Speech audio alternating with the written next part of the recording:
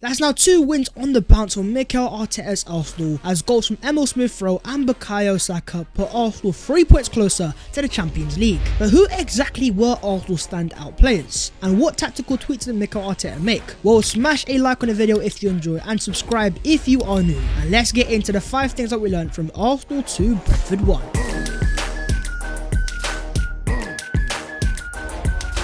Yes, your boy is back off 3 days, and yeah, if you can't see, I've got a really swollen jaw, which means that I'm struggling to speak as it stands, so your boy's here anyway, so let's get into this. First things first is the star boys are on fire. Here we go, Saka and Emile Smith Rowe, Arsenal's star boys, our number 10 and our number 7, 2 players that have come through our academy and now at the Premier League stage are scoring goals and yeah, having a very good time. And as Mikel Arteta says on Saka and Smith Rowe, I'm really happy that we have players who have come through, taken responsibility and managed to win games for us, which is really impressive at that age. The fact that these guys are scoring goals and winning Arsenal games at this young age with what they already have in the locker and where they can go to. Now, I'm not trying to be Josh Kroenke and say be excited, but at a point, you have to be excited. But first things first, Emile Smith Rowe scored Arsenal's first goal, a solo run in transition. When it comes to transition goals, ESR is cash money. And in the process, Smith Rowe is the first Arsenal Academy graduate to score 10 plus goals in a season for the club since Cesc Fabregas in 2009-10. Elite company, and by the way, Fabregas at that point had a couple years under his belt, whereas in terms of Emile Smith Rowe, still yet to complete a single full season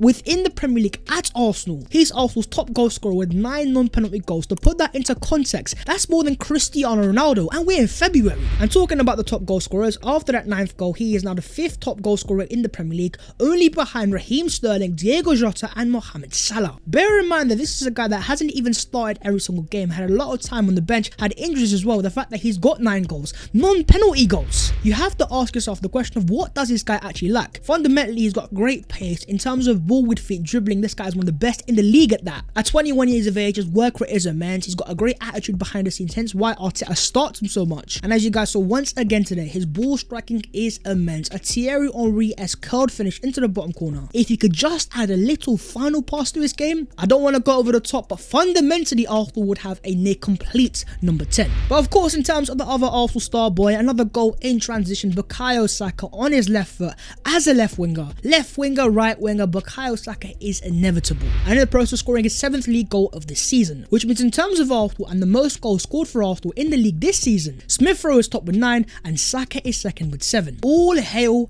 end the Arsenal Academy, once again giving us Amazon Prime deliveries, and the fact that Smith Rowe and Saka are Arsenal's top goal scorers, it just goes to show how key these guys are going to be for Arsenal's next running in terms of winning games of football. Smith Rowe and Saka seem to be Arsenal's go-to goal scorers. And as it stands in terms of young players within the Premier League, these guys are on a charge trying to win the Young Player of the Year. They're going head to head, bar for bar, and as an Arsenal fan, it is absolutely beautiful to see. With a combined 24 goals and assists in the league so far this year, do you guys trust Emile Smith Rowe and Bukayo Saka to push Arsenal towards the Champions League places? Okay, moving on to Mikel Arteta's tactical tweak. Now, going into this game, we saw one specific change in terms of the lineup, and that was the replacement of Gabriel Martinelli, of course, who was suspended and replaced by ESR Emile Smith Rowe. But swapping up more of a winger goal scoring type of player for a player who is more of a number 10, Arteta had to make a little tactical tweak, because what you had in footballing terms was seen as pseudo 10s, 2 number 10s, Odegaard and Smith Rowe, but not playing as an out and out number 10. But what you saw in this game was Smith Rowe moving to left half space, Odegaard into right half space, which pushed Xhaka slightly deeper and Tierney a lot higher. And as you guys can see on screen right now, here is the Arsenal passing network of the game. First things first, in terms of Thomas Partey, instrumental in the middle, but in terms of Xhaka, Tierney, Smith Rowe forming a triangle on the left hand side, and likewise with Odegaard, Saka and Cedric on the right hand side. But now Arteta does have a very massive dilemma, and that is what happens with Gabriel Martinelli, because of course he has now served his 1 game suspension. He's going to be available in our next game up against Wolves at the Emirates. Martinelli potentially looking for a bit of sweet revenge. What is Mikel Arteta going to do? This, my friends, I'll throw to you guys the answer down below in the comments. Should Mikel Arteta bring back Gabriel Martinelli for the game against Wolves, and if so, for what player? Moving on to the third thing, and that was a Thomas Partey midfield masterclass. Arsenal's Ghanaian maestro in midfield was on fire today. He bossed the midfield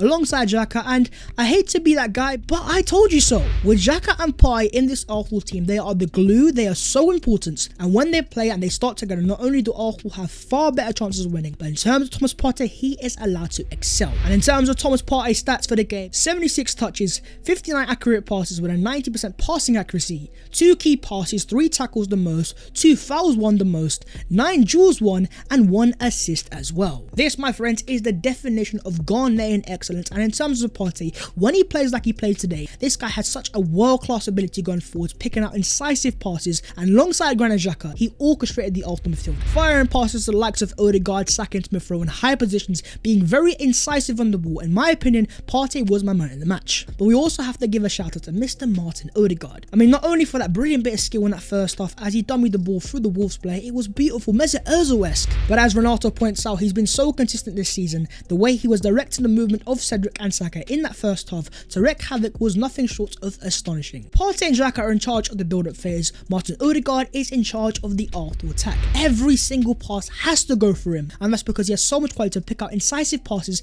and also you see him commanding players to be in certain positions. That is the dream of a manager, a player taking responsibility, a player still 22 years of age and only cost a fee of £30 million.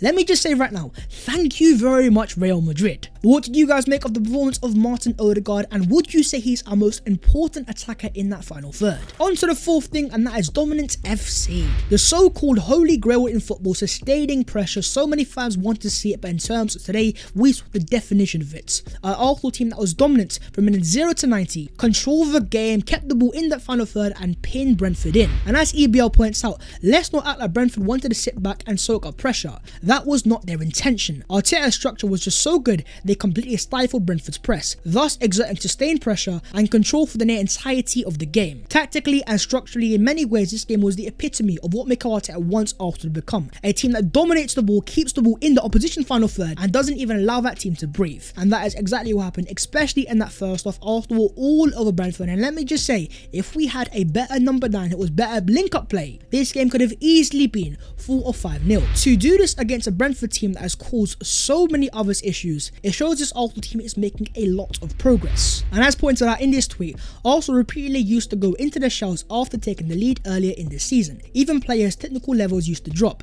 That habit has been slowly fading away with their experience gained from playing together and the realization that their structure and technical levels are good enough to dominate and suffocate most teams in the league. And that, my friends, is exactly the case, because this Arsenal team is now growing in confidence, understanding of what the manager wants and what they're capable of doing. And the more that these guys play together, gel together as a team, because most of these players weren't even here last season, not only will Arsenal become more stronger and dominant, but we as Arsenal fans can hopefully get used to this type of dominance, sit nice and comfortable, and let Arsenal do their thing. But even though Arsenal were so dominant, I hate to say it, but we also have to have a conversation about the referees. First things first, this challenge on Alexandre Lacazette in the first half. It's a clear penalty. But if that wasn't obvious enough, what about this one here? As Cedric shoots the ball towards the goal, it might even be going in, and the hand of the Brentford player clearly comes out not in a natural position, and somehow Arsenal are still not awarded a penalty. Where this gets very ironic is the fact that Man City in the same day of football had a very similar incident in their game, and somehow they were awarded a penalty.